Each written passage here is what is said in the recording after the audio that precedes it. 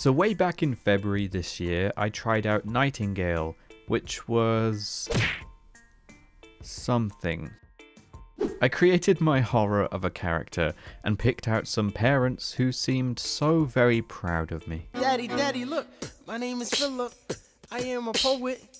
And then off I went with a glorious mustache.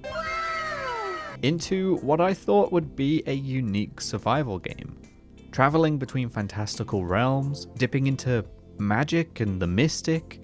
Instead, it just felt like an unpolished basic survival game that was a bit disorganized in how it wanted to introduce itself, leaving it quite underwhelming and never really building the momentum I felt it needed. Here's a tiny island to collect berries. Now here's a desert. Build a tent. Anyway, move on. Here's whatever this swamp is. Do I build something? Do I move around? It was both the very foundations of a survival game, but also didn't really feel like it should be a survival game, but was missing the focus anywhere else to carry itself otherwise. I played for a little while, but after building my first little hut, I just kind of had enough. After that, I didn't touch it again. I'd be lying if I said I wasn't a little disappointed, as the whole concept and style of the game, especially based on the original trailer we got, seemed like it would be a really cool thing, but this? Not cool. Fast forward to September of this year, and we see the release of the Realms Rebuilt update, something of an overhaul that was supposed to change a lot of the game, how it played, fine-tune a number of things, and generally just be something of a reset. You couldn't continue with your characters either because the old version was just too distant that it only made sense to have a completely fresh start. Well, I kept the game installed and was interested to take a look, some of my intrigue still left over from the previous excitement for the game, but I just forgot, and I only finally got around to playing it recently. But immediately, let me tell you, this is leagues better than it was previously. Perfect? No. And there's still lots of work to be done, but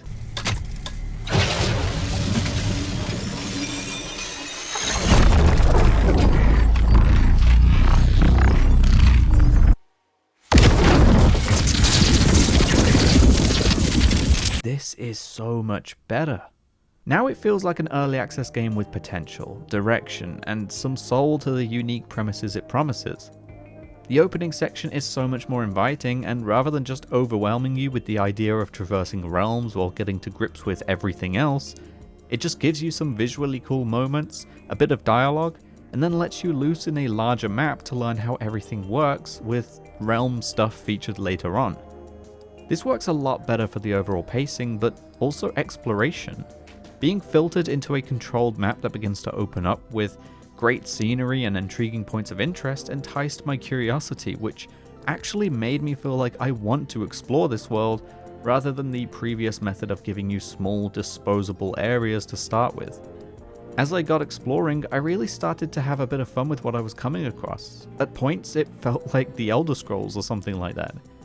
Okay, I know that's a big thing to say, and it's definitely not up there, but it goes to show the impact this overhaul has had on the actual experience.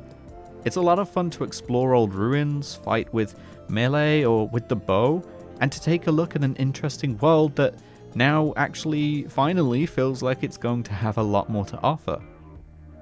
Now, I still have a lot to do in this game, but I had to come back and mention the significance of this upgrade. I felt a lot of disappointment originally, and it was hard for me to even recommend it, but now I definitely say to give it a go or keep your eyes out for a full release.